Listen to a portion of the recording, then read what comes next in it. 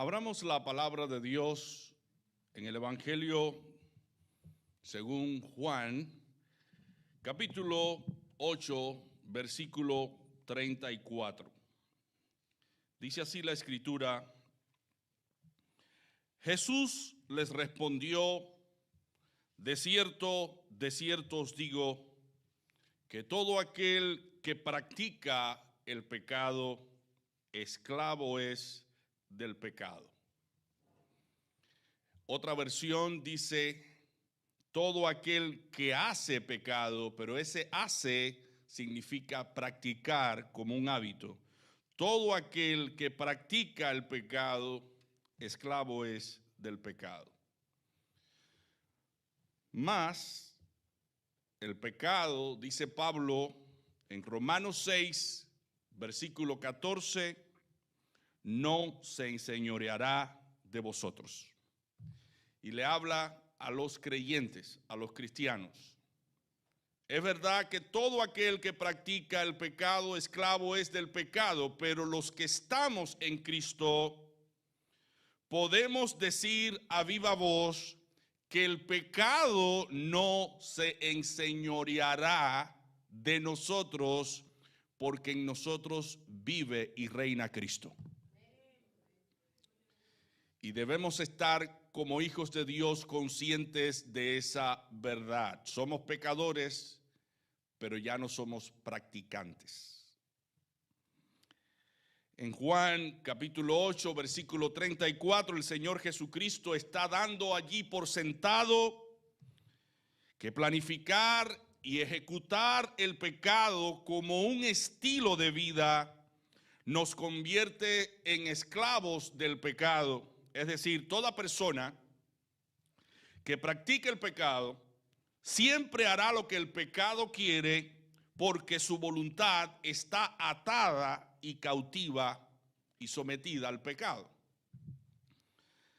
De manera tal que esta escritura nos dice, nos expresa claramente el estado de aquella persona que no ha sido redimida o libertada del yugo del pecado. Sigue practicando el pecado, sigue atada al pecado.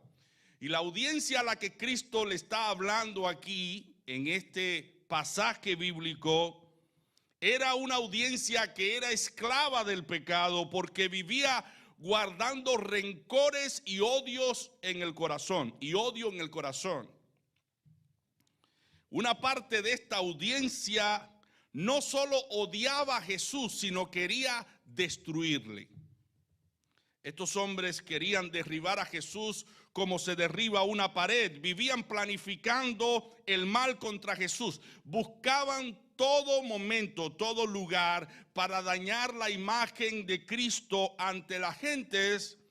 Y hasta ese momento esos deseos habían sido frustrados por la providencia.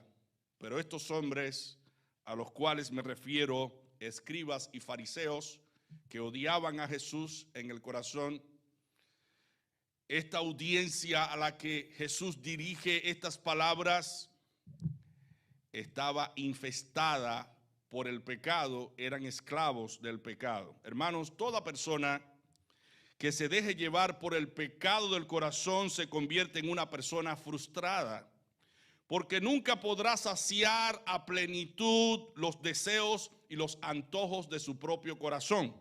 El pecado es como una java sin fondo. Es una java sin fondo, porque el pecador no se cansa de ver, no se cansa de escuchar, no se cansa de tocar, no se cansa de practicar el pecado, porque el pecado se ha convertido en un vicio que lo ata y lo lleva a ser cada vez más miserable. Porque esas personas, aunque quieren despojarse del yugo del pecado, de las cadenas del pecado, no pueden, siguen esclavas de sus propios deseos.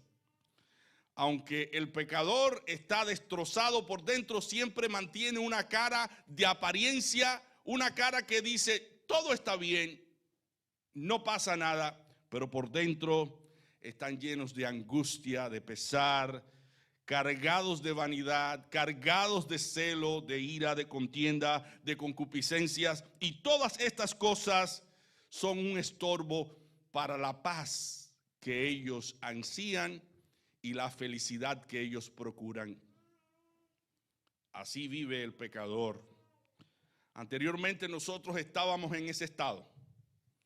En ese estado aparentemente demostrábamos que estábamos bien, pero por dentro estábamos carcomidos por la tristeza y la angustia de ofender a Dios.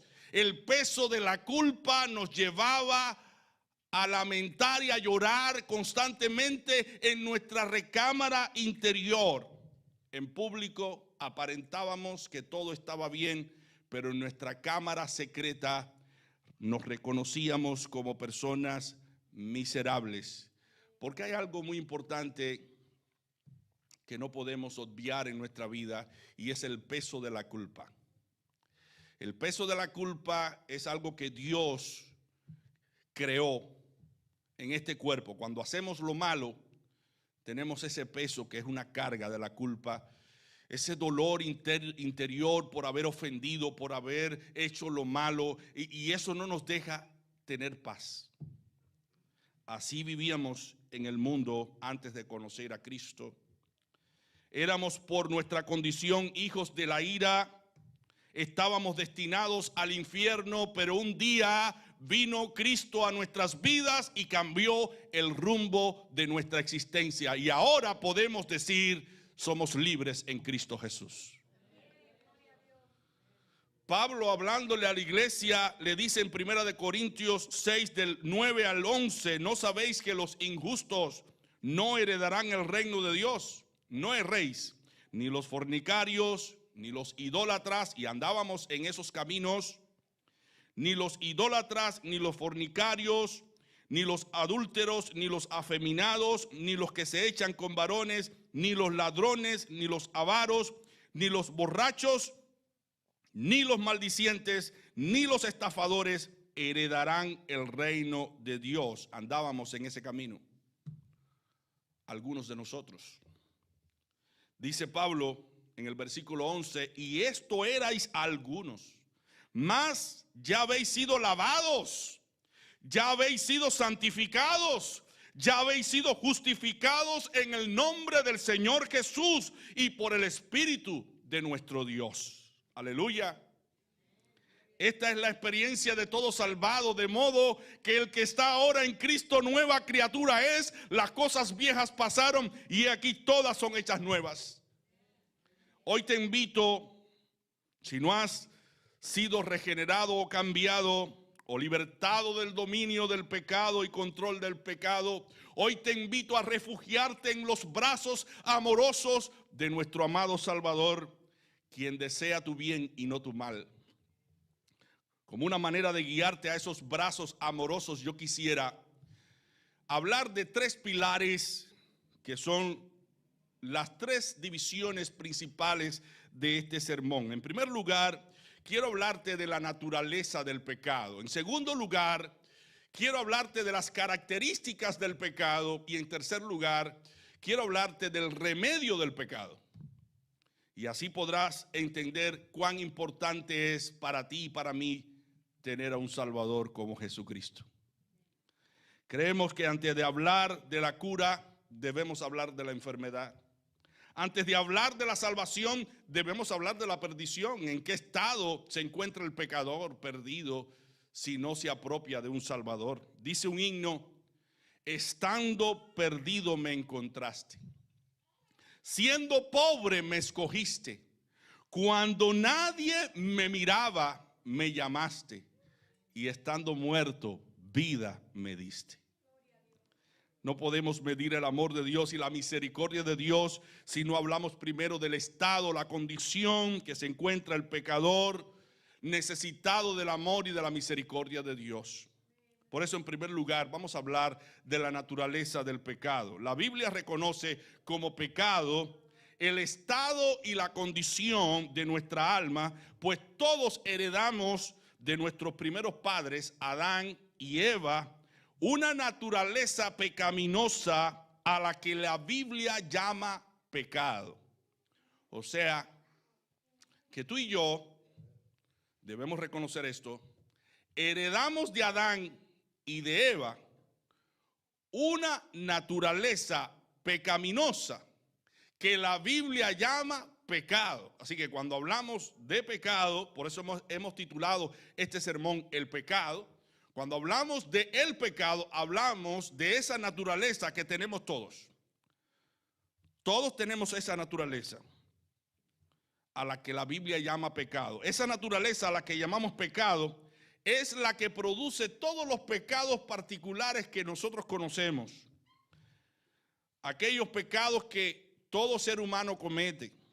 Esa naturaleza es la que nos atrae constantemente a lo que está prohibido por la ley de Dios. Dios ha dicho, no matarás. Pero esa naturaleza caída que hay en nosotros es tentada cuando alguien nos hace daño. Enseguida se exacerba en nosotros un sentimiento de odio, un sentimiento de rencor, un sentimiento de venganza, y esos sentimientos difíciles nos llevan a abrigar en el corazón el deseo de matar a alguien. Pero la ley dice, no matarás, no matarás. Pero esa tendencia homicida está en nuestro propio cuerpo, en nuestra propia naturaleza humana, a la cual la Biblia llama pecado. Esa naturaleza es la que nos atrae constantemente a lo que está prohibido. La naturaleza adámica que todos llevamos dentro es susceptible al mal y tiene mucha correspondencia con los pecados que otros cometen. Por ejemplo, usted es un creyente, sirve al Señor, pero usted se va a dar cuenta que cuando otros están practicando ciertos pecados, hay algo en usted que tiene correspondencia con esos pecados que las personas cometen. Y eso le dice a usted que usted posee una naturaleza pecaminosa que lo seduce y lo lleva al pecado. Por eso dice Isaías 53, versículo 6, todos nosotros nos descarriamos. No hubo uno que no se descarriara. Dice, todos nosotros nos descarriamos como ovejas. Cada cual se apartó por su camino, mas Jehová cargó en él el pecado de todos nosotros. Hubo una persona que cargó con el pecado tuyo y mío. Esa persona se llama Jesucristo. Pero dice el texto en la primera parte que todos, sin excepción, nos descarriamos como ovejas. Cada uno tomó por su camino, empezó a hacer su propia voluntad a expensas de la voluntad de Dios. Y Jeremías, capítulo 13, versículo 23, enfáticamente dice, ¿podrá cambiar el etíope su piel? O en otras palabras, ¿mudará el negro su pellejo? ¿Y el leopardo sus manchas? Así también podréis vosotros hacer bien, estando habituados a hacer mal. O sea, la misma escritura dice que el ser humano está habituado a hacer lo malo, a tomar ventaja de otros, a engañar a otros, a mentir. El ser humano está habituado a tomar lo que no es suyo, a pretender quitar a otro de un puesto y ponerse él, porque él quiere esa posición y esa gloria, porque la codicia la desea en el corazón. Estamos habituados naturalmente para hacer lo malo. Se ilustra el pecado como errar al blanco. El arquero o el flechero es reprobado cuando falla en su flecha, en la dirección de la flecha, falla en dar en el blanco, en el objeto central. Y él falla y no puede obtener el premio porque ha fallado. Eso es lo mismo que pasa con nosotros cuando fallamos en nuestro intento de hacer el bien. Aunque queramos hacer el bien, hay una naturaleza en nosotros pecaminosa que nos seduce para hacer lo malo. Esta era la condición de Pablo antes de que Jesucristo tomara control de su vida. Dice Pablo en Romanos 7, del 18 al 23. Y yo sé que en mí, esto es, en mi carne, no habita el bien, porque el querer el bien está en mí, pero no el hacerlo. No hago el bien que quiero, sino el mal que no quiero, eso hago. Y si hago lo que no quiero, ya no lo hago yo, sino el pecado, esa naturaleza pecaminosa que está en mí. Así que, queriendo yo hacer el bien, hallo esta ley, que el mal está en mí, pues según el hombre interior, me deleito en la ley de Dios, pero veo otra ley en mis miembros que se revela contra la ley de mi mente y me lleva cautivo a la ley del pecado que está en mis miembros. Así que lo que hace el pecado, esa naturaleza pecaminosa que nosotros tenemos dentro, lo que hace es usar los miembros de nuestro cuerpo para que practiquen lo malo. Ir en contra de Dios, ir en contra de la voluntad de Dios es como errar al blanco y por consiguiente es, hermano, andar en necedad, porque cuando nosotros andamos alejados de Dios, las cosas no nos salen bien. Las cosas no nos salen bien. Por mucho que nosotros queramos hacer correctamente las cosas nos van a salir mal porque no tenemos la bendición de Dios. ¿Qué dice la Escritura? La Escritura dice que aquella persona que dice que no hay Dios, que aborrece a Dios, es una persona necia. Es una persona necia. Porque tú no puedes opacar el sol cuando sale. Tú no puedes contra el sol. El sol existe y da calor a pesar de que tú te propongas en tu corazón no creer que el sol existe. El sol sale cada día. Aunque tú lo niegues, está ahí. Mi hermano, las creaciones que nosotros vemos, las plantas, los animales, las personas, todo ser vivo da pie o da señales de la existencia de un creador todo sabio y poderoso. El mundo que hoy vemos no es motivo de la casualidad, no es un efecto de la casualidad, es un efecto de una causa primera a la cual llamamos Dios, de donde proceden todas las cosas. De manera que Dios decretó una ley que dice que todo lo que el hombre sembrare, eso también segará. Nadie se va de esta vida sin pagar su deuda de justicia. Y esa ley sigue cumpliéndose en la vida. Si tú quieres recoger rosas, debes sembrar las semillas que dan las rosas. Si quieres recibir amor, debes sembrar amor. Pero si siembras la semilla del odio, vas a recibir odio. Eso es una ley que Dios puso en la creación que no podemos violar, como la ley de la gravedad. Entonces, es un necio aquel que dice que Dios no existe y que trata de desmentir lo que la Biblia dice, porque en la realidad esa persona vive padeciendo las consecuencias de no reconocer a Dios y de no servir a Dios. Vive una vida miserable. Dice la Escritura que el pensamiento del necio es pecado. El pensamiento del necio es pecado y abominable para los hombres el escarnecedor. En Proverbios 24:9. El Señor mira el corazón. El Señor sabe lo que tú y yo estamos pensando. Estamos planificando. No lo podemos engañar a Él porque Él sabe todas las cosas. Todo lo que no proviene de fe, dice la Escritura también, es pecado. Si no hacemos las cosas que hacemos con fe, no vamos a recibir el beneficio de esa fe verdadera. Pongamos nuestra fe en Dios, porque sin fe es imposible agradarle. Él existe. Y yo, aunque yo no lo vea, aunque yo no pueda ver su rostro, veo los resultados de su presencia y eso debe inspirarnos a tener fe en Dios.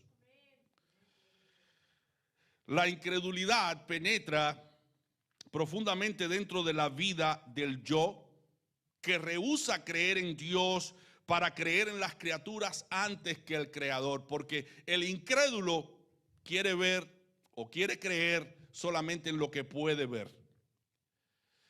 Pero ¿acaso nuestros pensamientos y nuestras emociones, que no podemos palpar con nuestras manos, no nos dicen claramente que existe un mundo espiritual?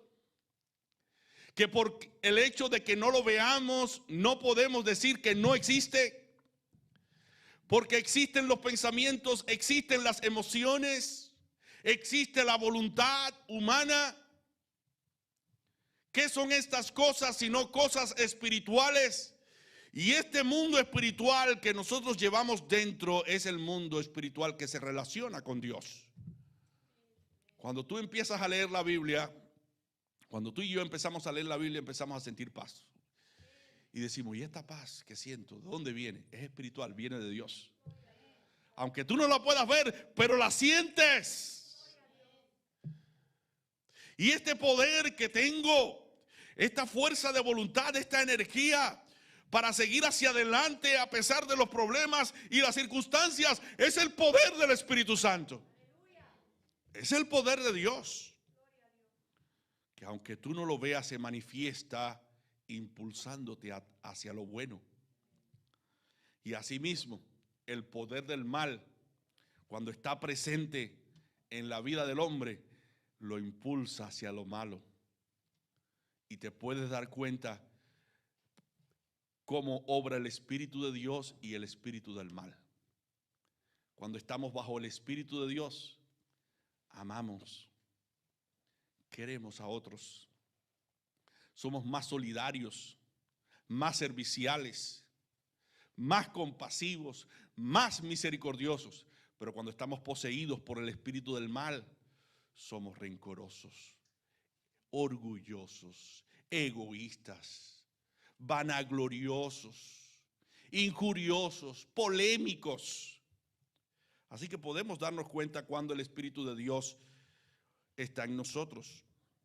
Y dice la Escritura, hermanos, que el pecado, a pesar de ser algo que nosotros llevamos dentro, se manifiesta en la ilegalidad.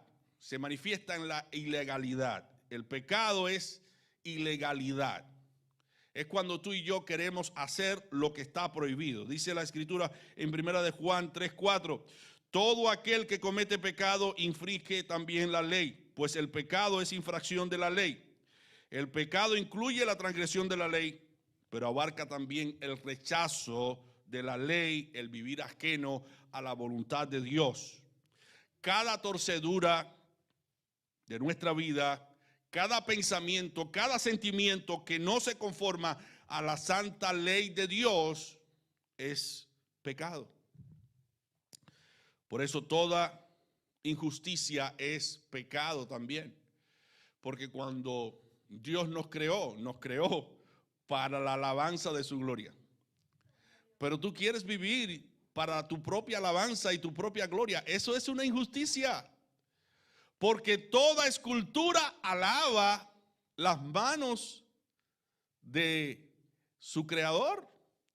Y así todas las obras que tú y yo hacemos debe exaltar las obras poderosas y portentosas de nuestro Dios.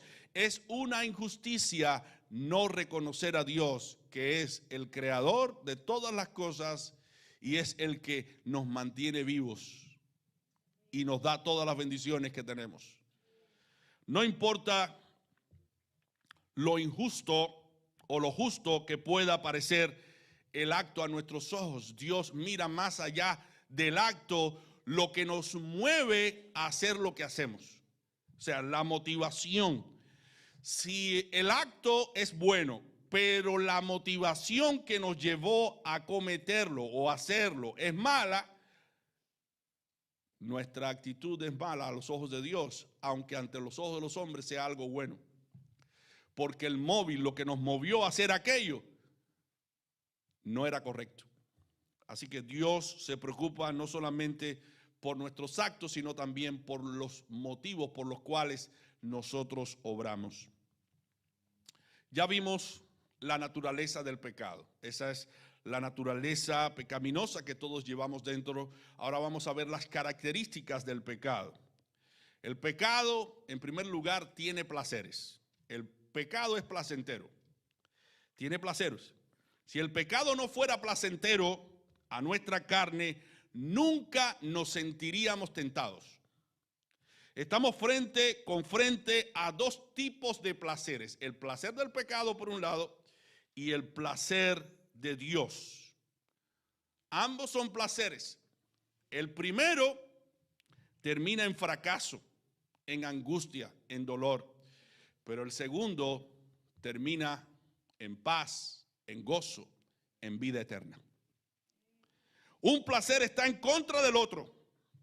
El placer del pecado y el placer de Dios. Debemos escoger entre estos dos placeres y debemos pensar cuál va a ser el resultado de yo deleitarme en este placer. Por ejemplo, hoy se ha perdido el sentido de lo que es lo bueno y lo malo. La gente dice, si lo que voy a hacer me hace sentir bien, entonces es bueno. Si me hace sentir bien, entonces es bueno. Pero si me hace sentir mal, entonces es malo. Ustedes saben cuántos peligros hay en nosotros cuando pensamos de esa manera. Porque lo bueno y lo malo no se puede estandarizar en lo que nosotros sentimos, sino en lo que es correcto, lo que es justo, en lo que es bueno a los ojos de Dios. Y así vive la sociedad. Es bueno robar porque me hace sentir bien.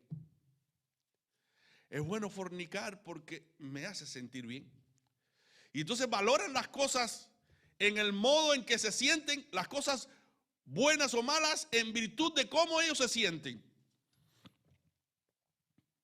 Pero hay algo muy importante que nosotros debemos entender, que todos los siervos de Dios que se han decidido por el placer que da Dios, han aborrecido el placer temporal del pecado, porque han reconocido que el pecado trae dolor y desgracia. Mira lo que dice Hebreos 11:25. Moisés escogió antes ser maltratado con el pueblo de Dios que gozar de los placeres temporales del pecado. Los placeres de la carne son deleitosos, son temporales, pero son deleitosos. Y esos deleites que son temporales nos llevan finalmente a perder la salud, nos llevan a perder la familia, nos llevan a perder la cuenta bancaria, nos llevan a perder la confianza de las personas y nos llevan a perder nuestra propia reputación. ¿Qué baño más agradable, dijo el joven, cuando se le advirtió del peligro mientras era arrastrado por las fatales cataratas?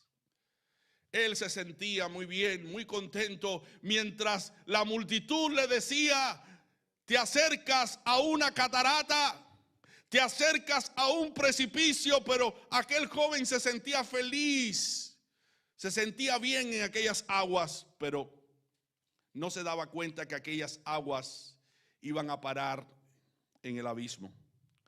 Así viven muchos deleitándose en sus propios pecados mientras se le advierte del peligro de la muerte y del infierno. Muchos parecen estar gozando mientras caminan conforme a las corrientes de este mundo. Sí, pueden que haya sentido inmenso placer en el pecado, pero ninguna satisfacción presente fuera de Dios puede garantizar un buen futuro. El pecado es deleitoso en el presente, pero los resultados son funestos. Se convierte en desgracia porque todo aquel que practica el pecado recibe el fruto del pecado, que es la muerte y el infierno. Como dijera alguien, el pecado te llevará a donde no planeas ir. Te mantendrá muy alejado de donde habías planeado estar y te costará más de lo que podrías pagar. Ese es el pecado. Vamos a volverlo a repetir. El pecado te llevará a donde no planeas ir. Te mantendrá muy alejado de donde habías planeado estar y te costará más de lo que podrías pagar. Cuando Eva estaba en el huerto del Edén,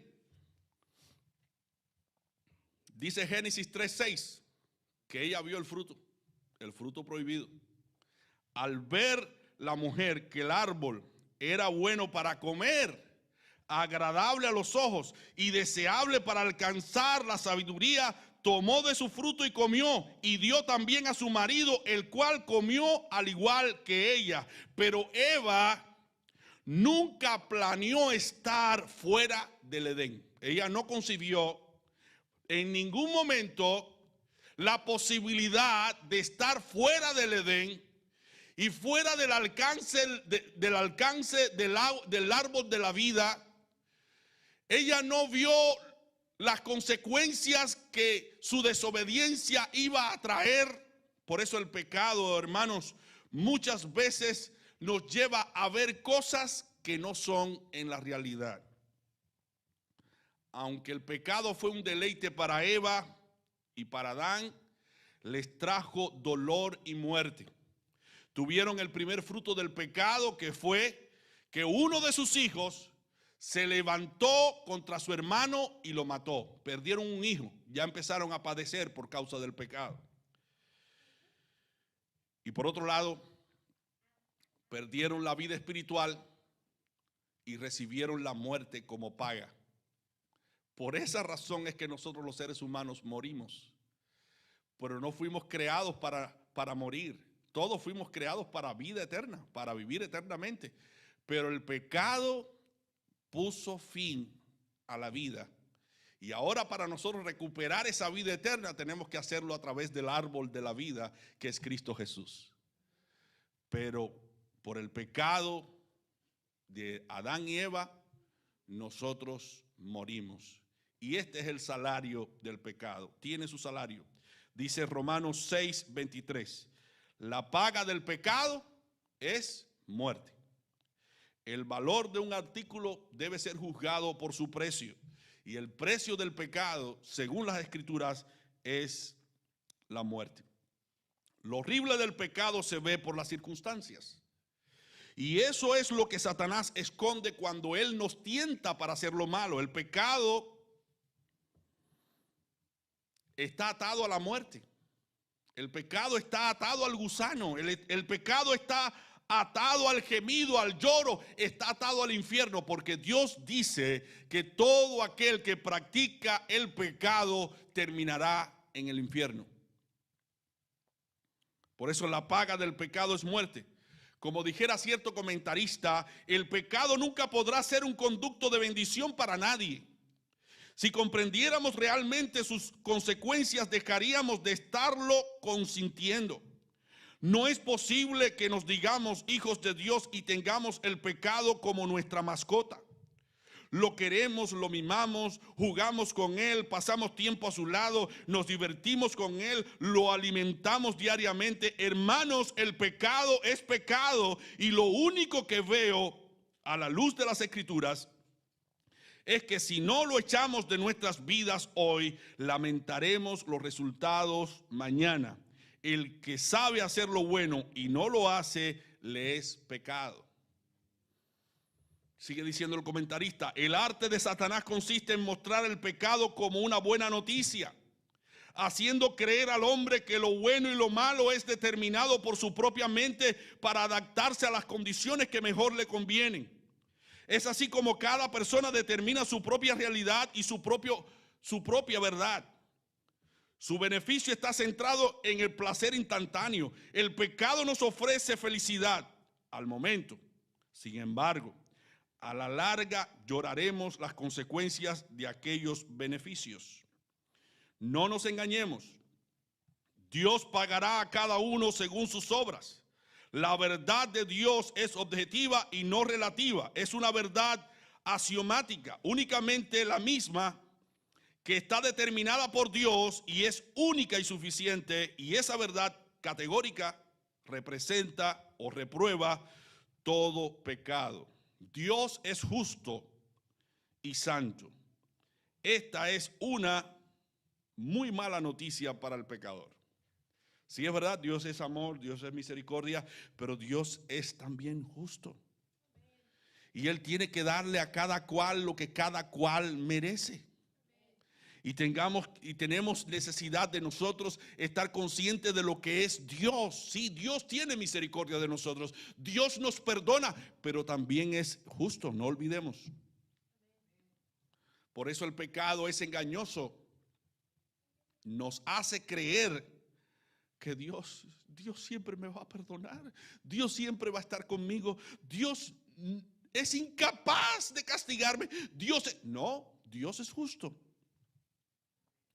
Y si tú sigues aferrándote al mal camino, Dios va a traer un mal sobre ti.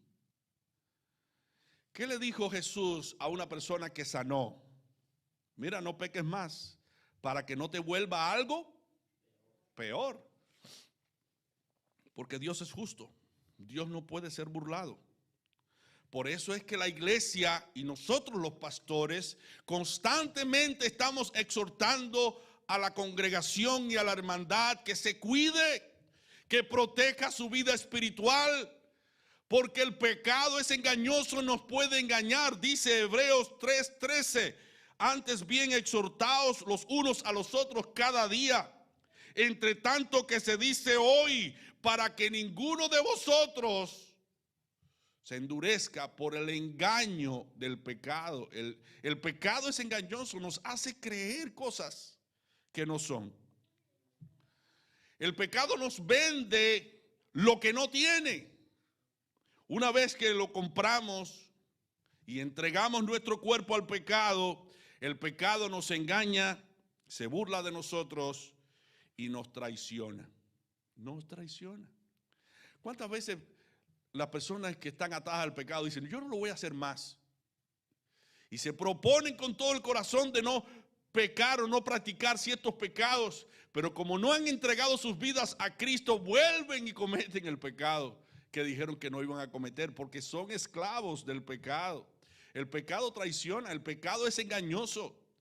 No importa lo que tú digas, el pecado es más fuerte que tu mente. El pecado es más fuerte que tu voluntad. El pecado es más fuerte que tú mismo. Y por esa razón, tú y yo necesitamos un Salvador. El pecado promete, pero no cumple. Tenlo presente. El pecado hace que los hombres crean que las tinieblas son mejores que la luz y que la mentira es mejor que la verdad.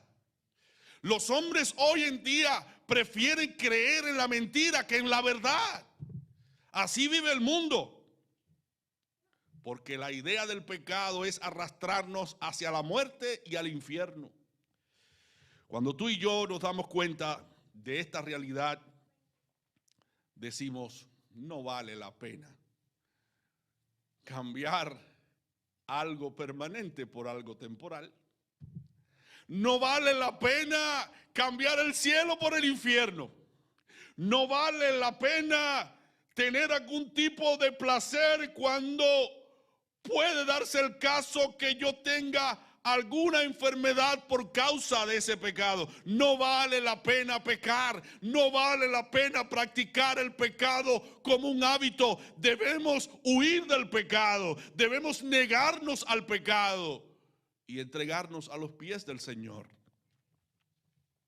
De ahí el llamado de Pablo en Colosenses 3:5, haced morir pues lo terrenal en vosotros: fornicación, inmundicia, malicia, mala concupiscencia y avaricia, que es idolatría. Debemos hacer morir el pecado en nosotros. El pecado tiene placeres, tiene su salario y es engañoso. Esas son las características del pecado. Ahora pasemos al remedio del pecado. ¿Cuál es el remedio del pecado? Dios proveyó un medio de salvación. Y ese medio está en la persona de su Hijo Jesucristo. Gloria a Dios. Dice la Escritura que Jehová quiso quebrantarlo por ti y por mí. Quiso herirlo a él por ti y por mí. Quiso avergonzarlo a él por ti y por mí, siendo un hombre bueno, siendo un hombre perfecto, un hombre justo, santo.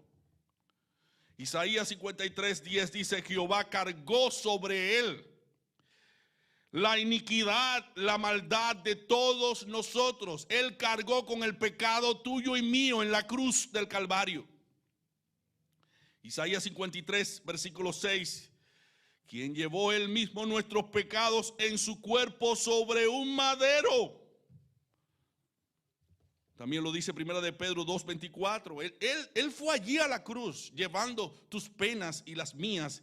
El pecado humano tenía que ser castigado y pagado con la muerte. No podía existir remisión de pecado, perdón de pecados, si alguien no pagaba por él.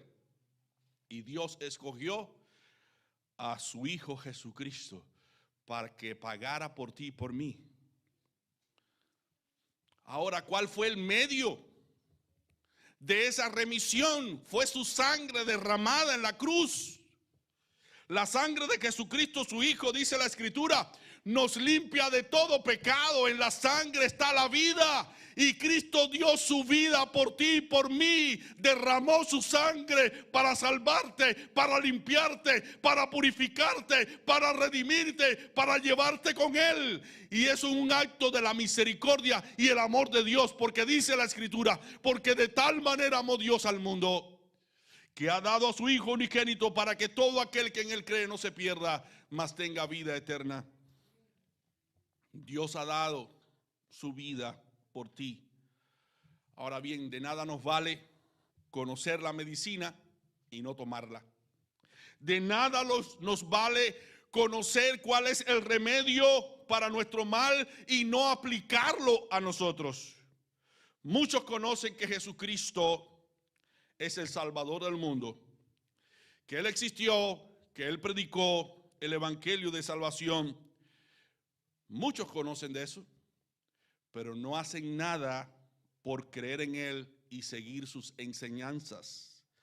A algunos hasta le llaman Señor, a los cuales el Señor les dice: ¿por qué me llamáis Señor, Señor, y no hacéis lo que yo digo? Por eso la Biblia nos habla no solo del remedio, sino la aplicación del remedio. Mi hermano, de nada te vale que el alimento esté en la mesa y tú no tomes la cuchara y empieces a llevarte el alimento a la boca. Ese alimento, cuando es ingerido, te da fuerza y te da vida. Pero si tú pasas por al lado de la mesa y dices: ay, qué lindo se ve este plato de comida, y no te lo comes, de nada te vale conocer que aquello es comida. Mi hermano, Cristo es nuestro alimento. Cristo, a través de su palabra, nos ha dejado su alimento, y tú y yo debemos ingerir su palabra, comer su palabra, no solamente oírla,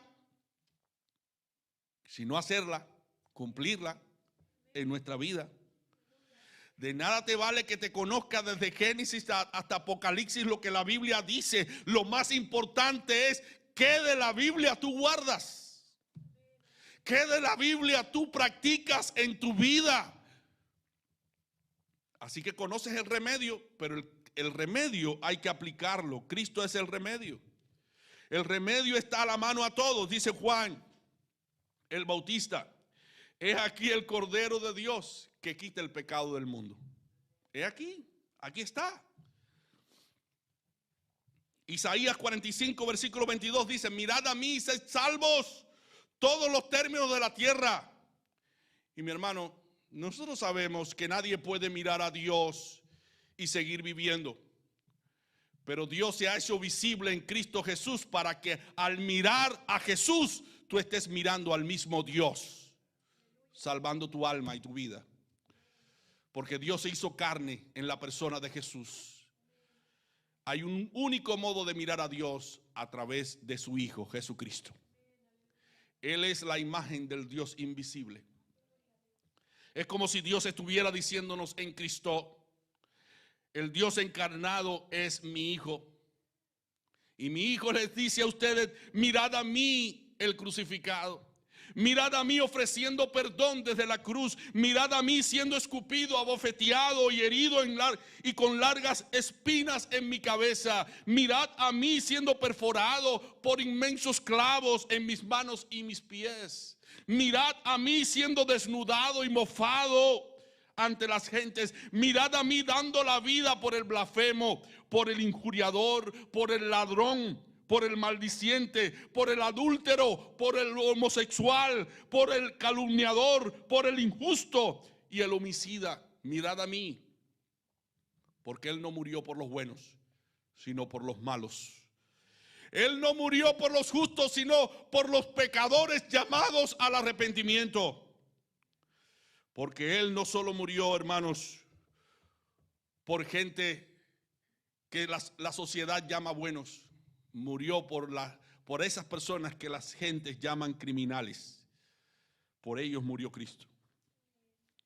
Y Él dice en su palabra, en Juan 11, del 25 al 26, yo soy la resurrección y la vida. Y el que cree en mí, aunque esté muerto, vivirá. Y todo aquel que vive y cree en mí no morirá eternamente. ¿Crees esto? Dice Pablo, palabra fiel y digna de ser recibida, que Cristo Jesús vino al mundo para salvar a los pecadores, de los cuales yo soy el primero. Pablo perseguía a la iglesia cuando se encontró con Jesús en el camino. Por eso el Señor, a través de su palabra, nos dice: vengan a mí, acepten a mi Hijo Jesús, acepten el remedio para su salvación y estemos a cuenta. Aunque vuestros pecados sean como la grana, como la nieve, serán emblanquecidos. Por eso dice la Escritura: cree en el Señor Jesucristo y serás salvo tú y tu casa. Él es el remedio. Todo aquel que en Él cree es justificado. Justificados pues por la fe tenemos paz para con Dios. Si no te has reconciliado con Dios, necesitas a Cristo.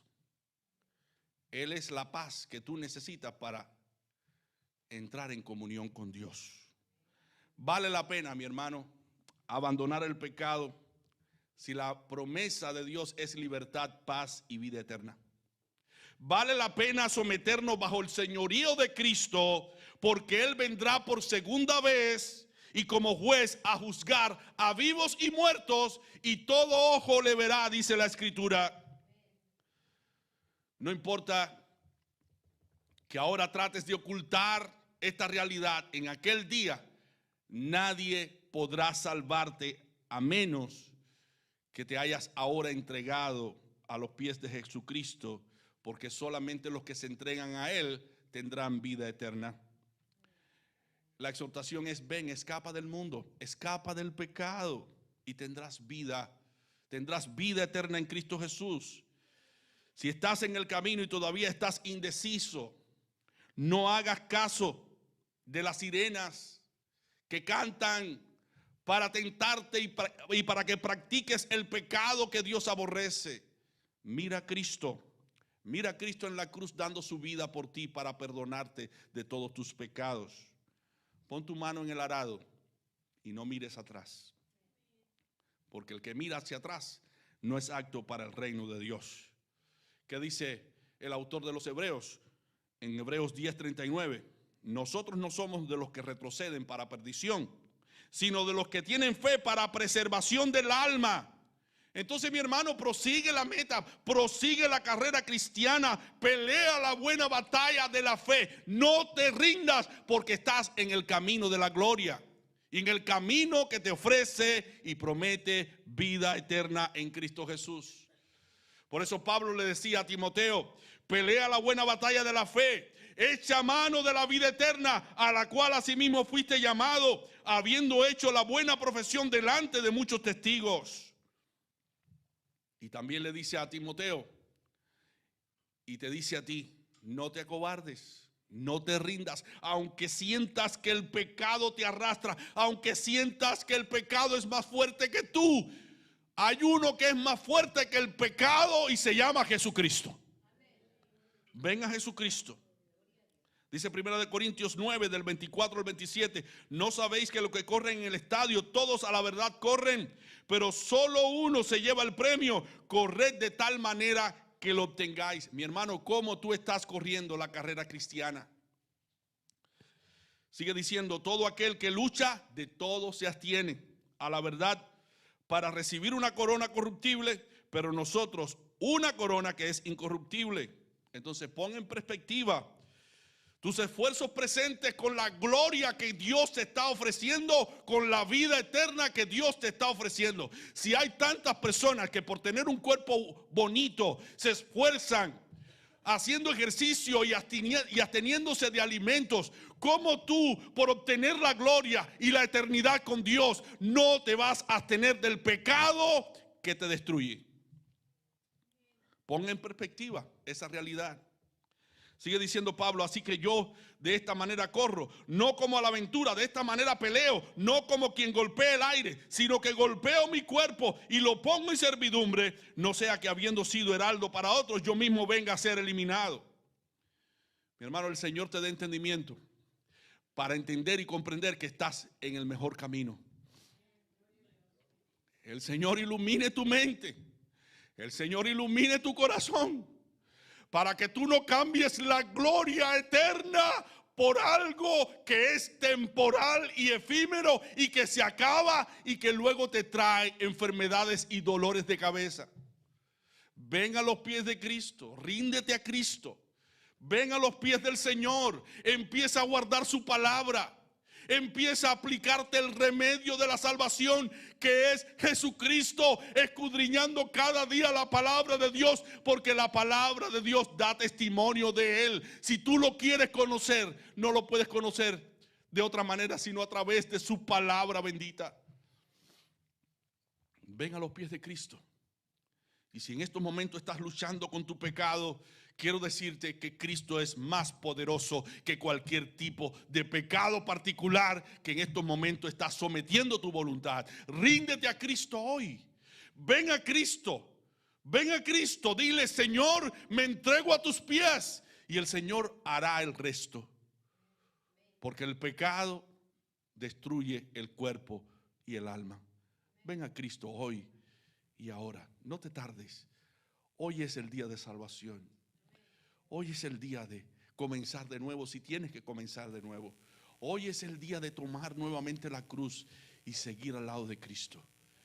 Y te garantizo que no te faltará el gozo y la paz que da Dios. Que Dios te bendiga.